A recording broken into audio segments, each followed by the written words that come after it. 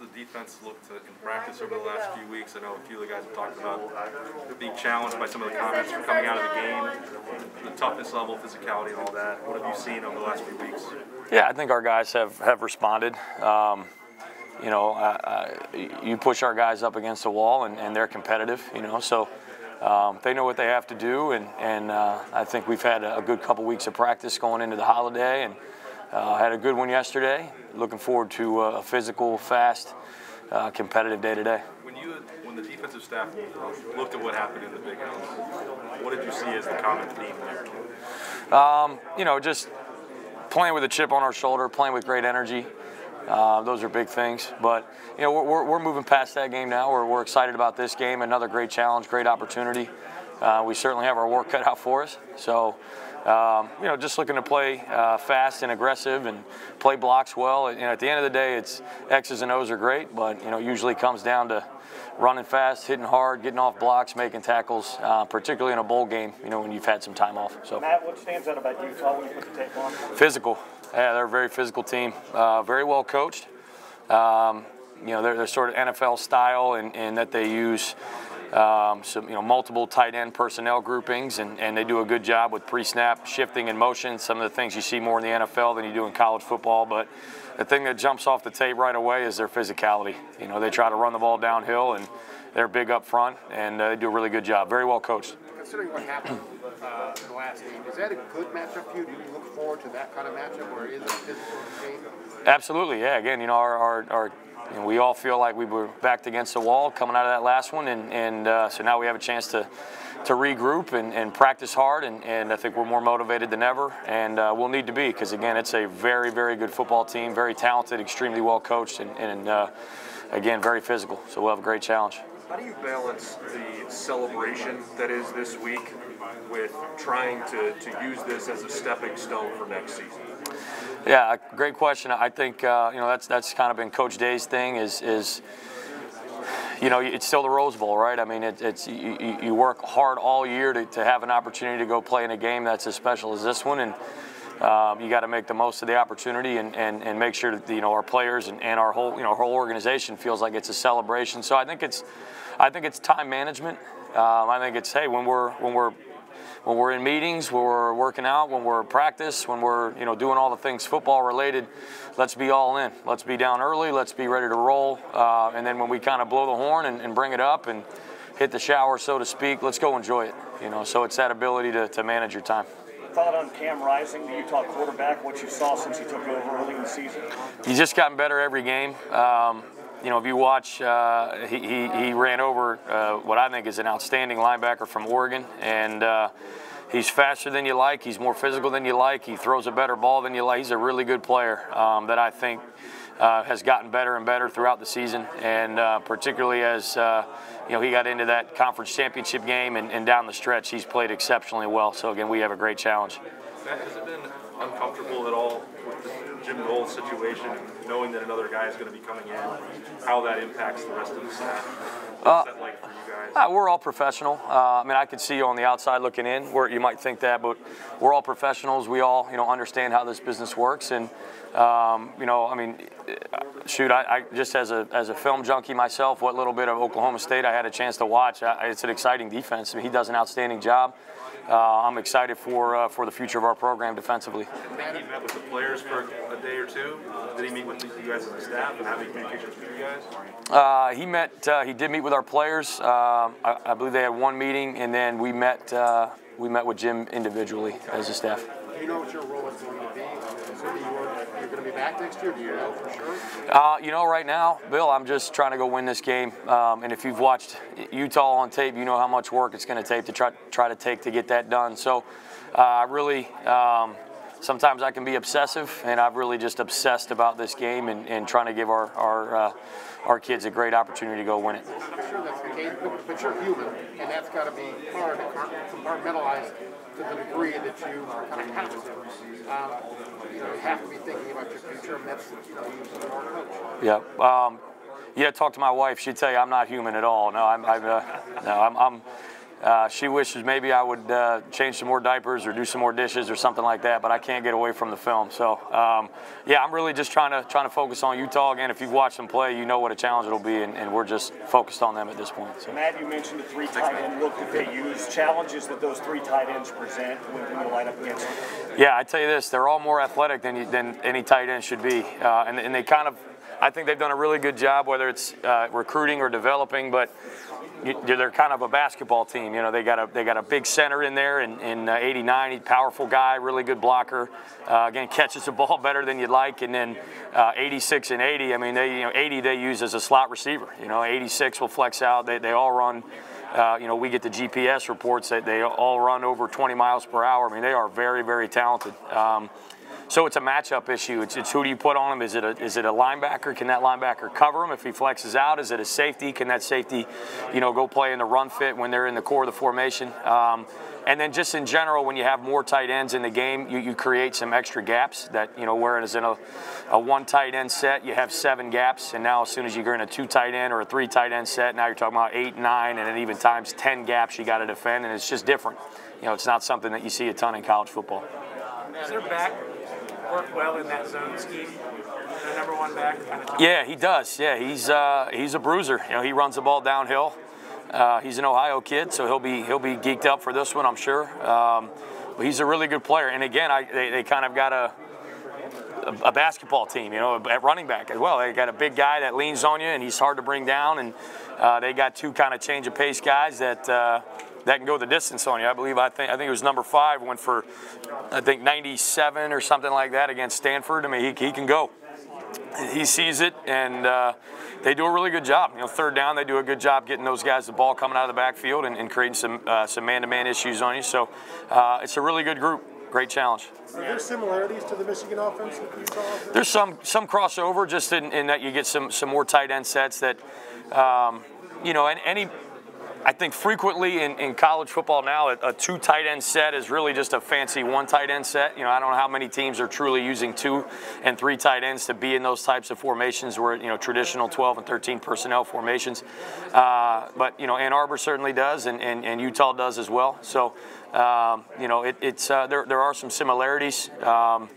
But, enough differences where, you got to make sure you practice all that stuff and again, give the guys a chance to go line up against those formations. And then given how that game went, is there a benefit to playing a team with similar styles so you can, you've seen it, but then also this is an opportunity to, I guess, reprove yourself? Or?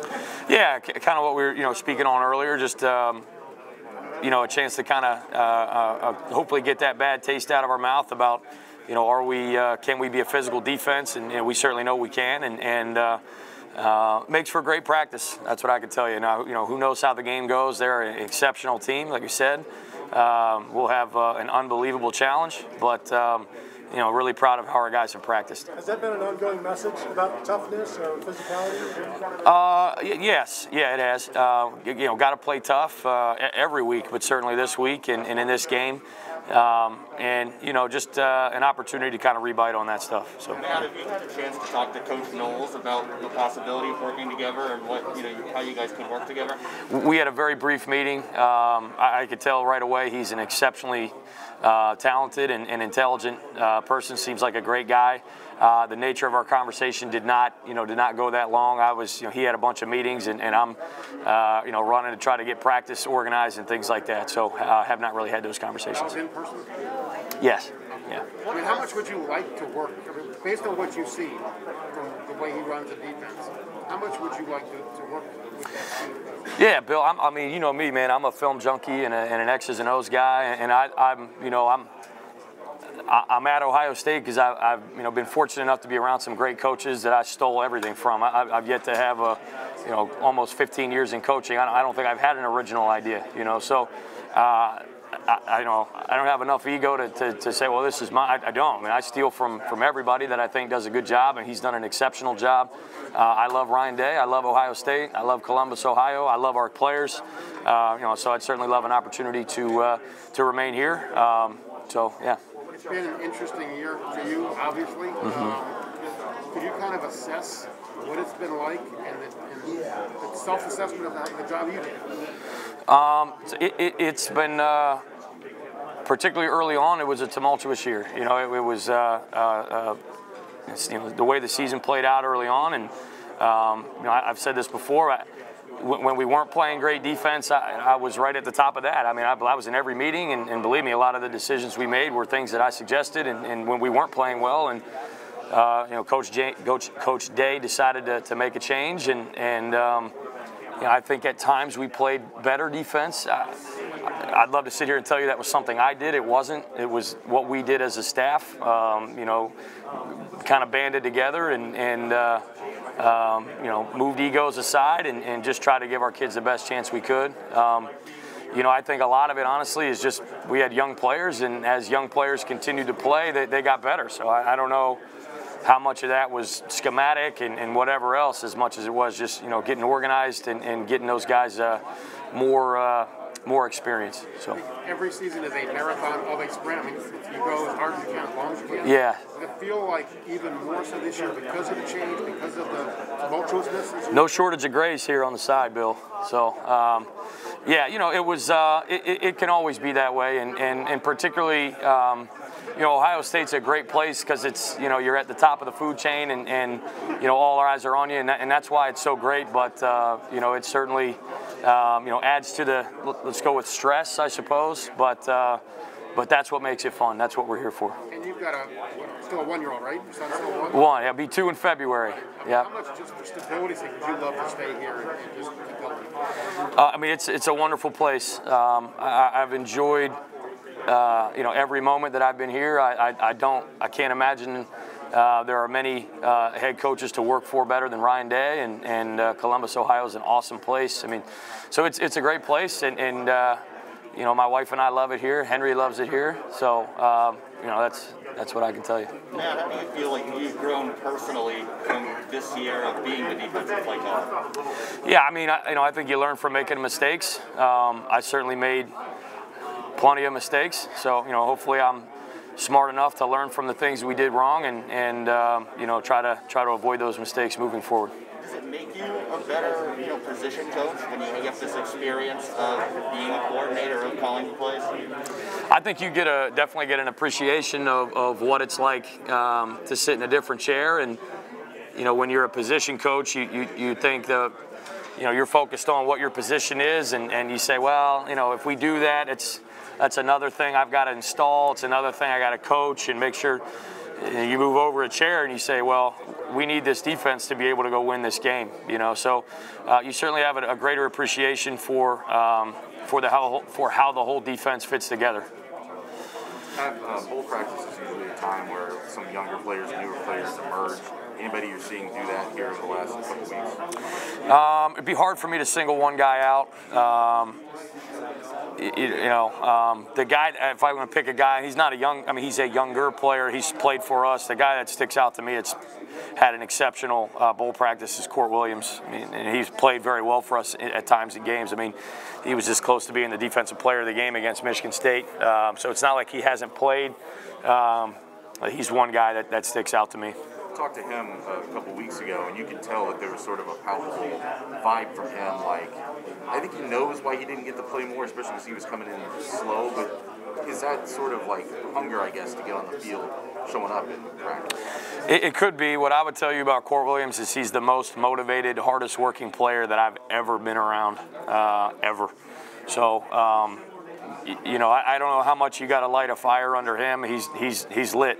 He's extremely motivated, and he is a joy to coach, an absolute joy to coach. So. Does it give you some options for next year to how you assemble things? I know that'll be Jim's decision at the end of the day, but you getting him and Ronnie on the field at the same time. Yeah, I think so. I think I would say. Anyone in charge of an offense or a defense or any organization, you're always trying to get, your best people involved, and certainly those two guys are right at the top of that conversation. Cam Martinez was a guy who sort of middle of the season flashed a little bit and was making some plays, and then didn't have that big of a role beyond that. Where do you guys still need to see, I guess, him take the next step to earn a bigger role?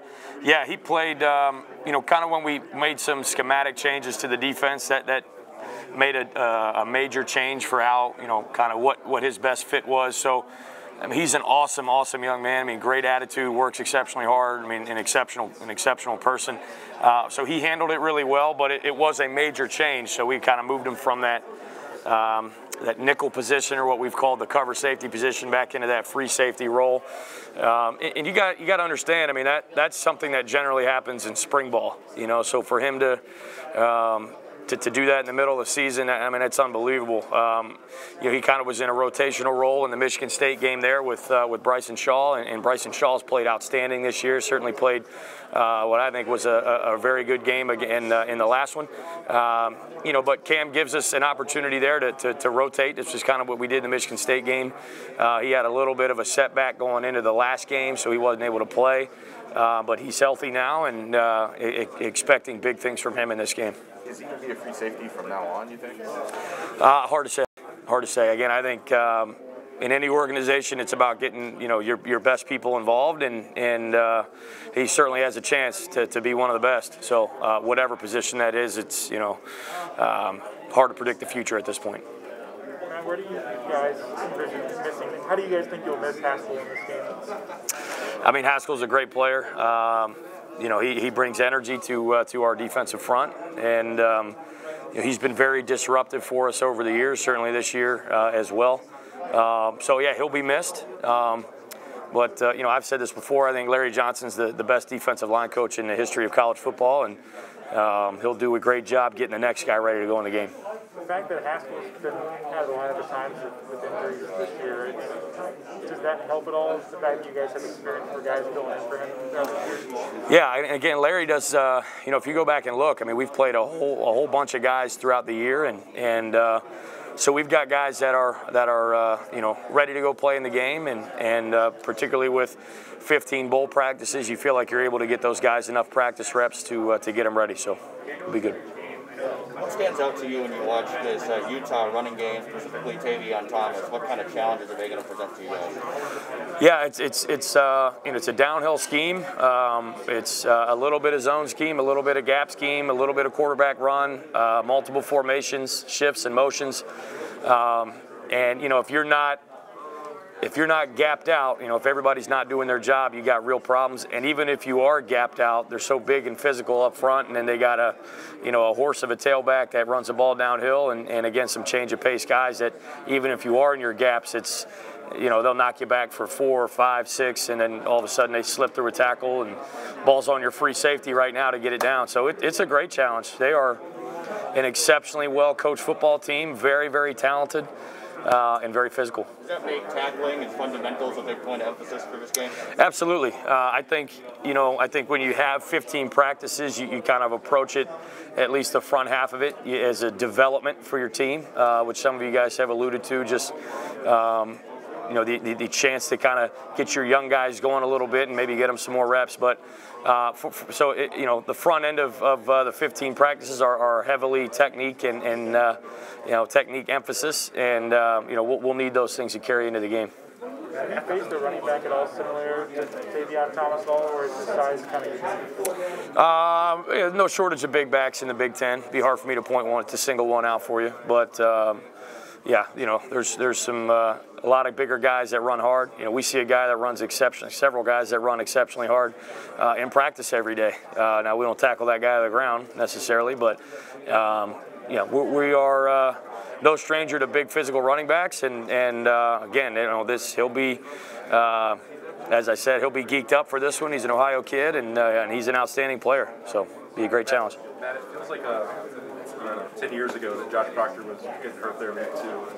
When you think back on that, the progress he'd made, the expectations you guys had for this year, how significant did that wind up being?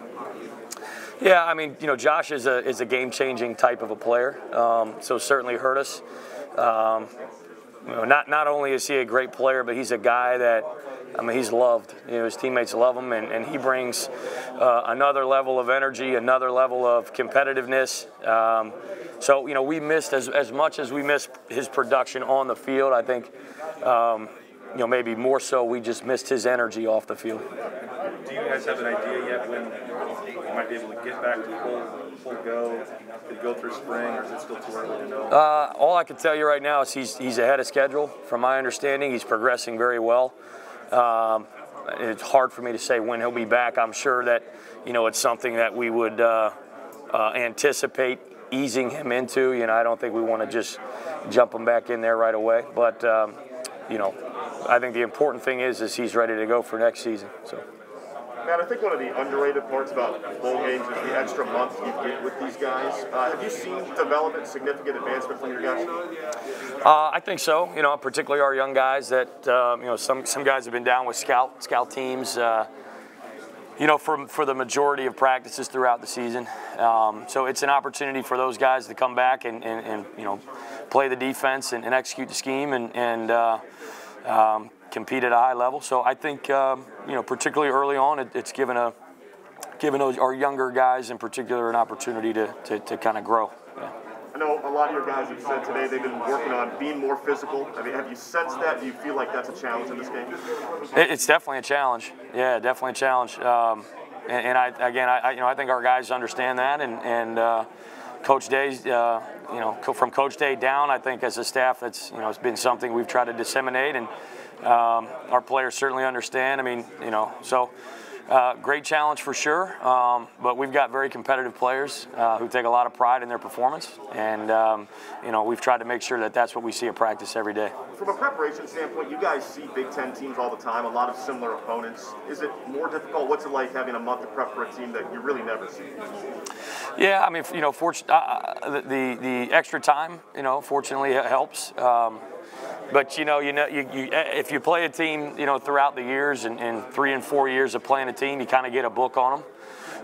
So obviously, we don't have a book on these guys, and so the extra time has been good, but we realize they have extra time also.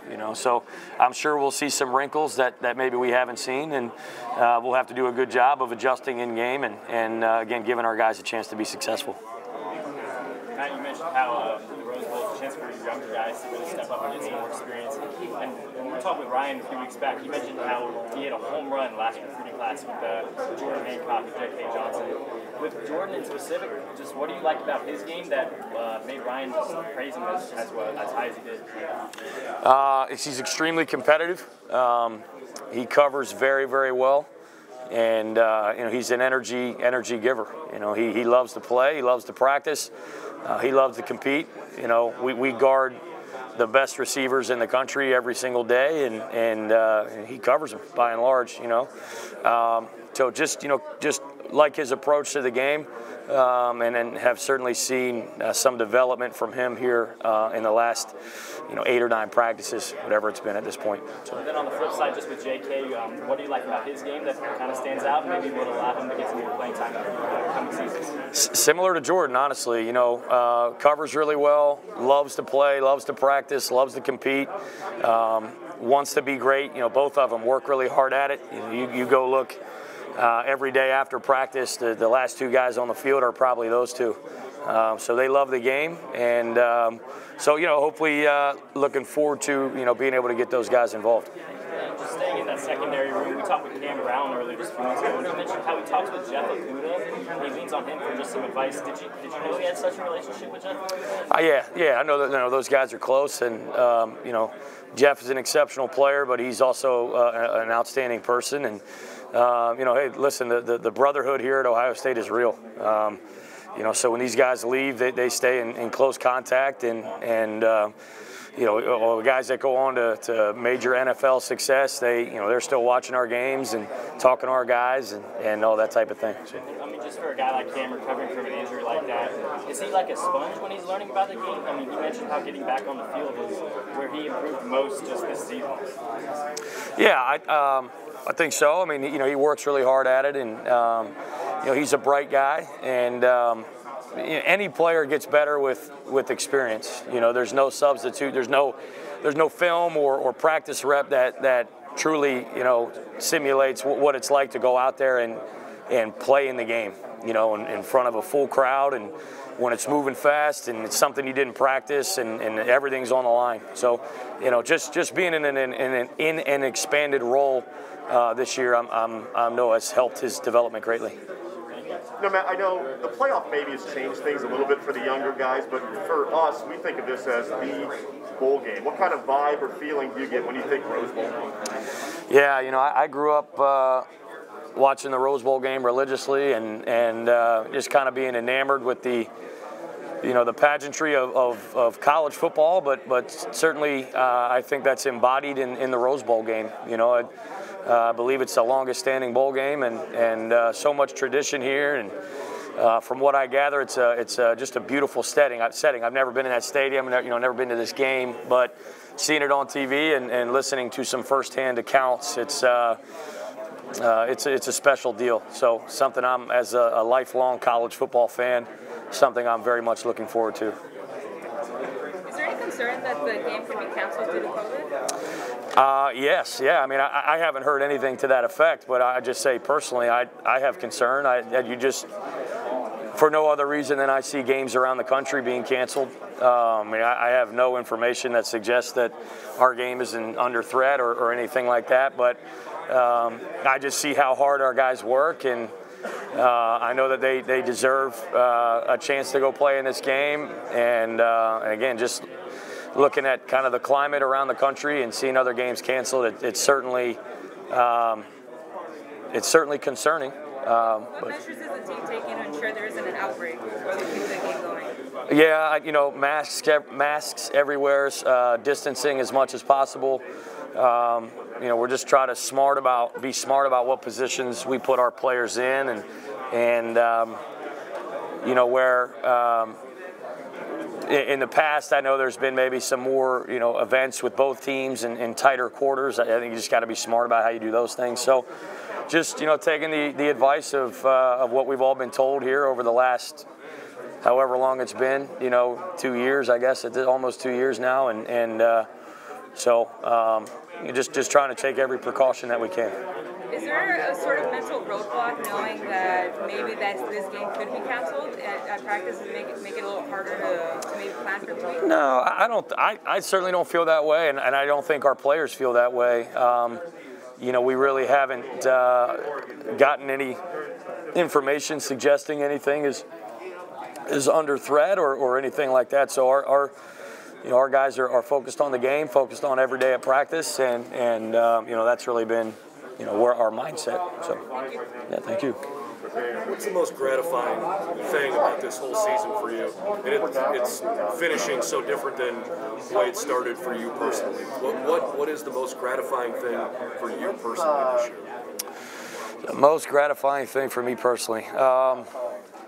We have 2 minutes remaining. 2 minutes remaining on Ohio State's media session. I love to see the development of our players. You know, you particularly the young guys. You recruit them for a year or 2 years, and you get them in and you develop them, and you see what a process it is for them, and so seeing some of our young guys develop and you know, really start to play some of their best football and that type of thing, that's been very rewarding. That's certainly something that sticks out, and then, you know, again, for me, just growing up a big fan of college football and a big fan of the Rose Bowl and everything that goes with it.